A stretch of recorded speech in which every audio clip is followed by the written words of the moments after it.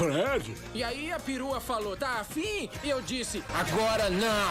Somos todos parte de um delicioso banana split. Fred, você é um bananão. Scooby, elas não combinam com esse suéter. Não? Eu só sou um rostinho bonito. Não, quer dizer assim, é tudo menos gorda. Você tem medo de mostrar o seu lado sensível.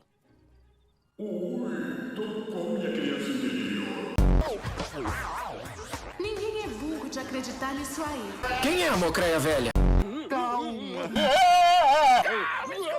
Você não está calmo, Scooby! Eu sou faixa preta agora e transformei o meu corpo numa arma perigosa. Olha, eu sou um homem de conteúdo. Barancas que nem você também me deixam excitado. Nossa, mas que marcas tão estranhas são essas? Letras. Ah!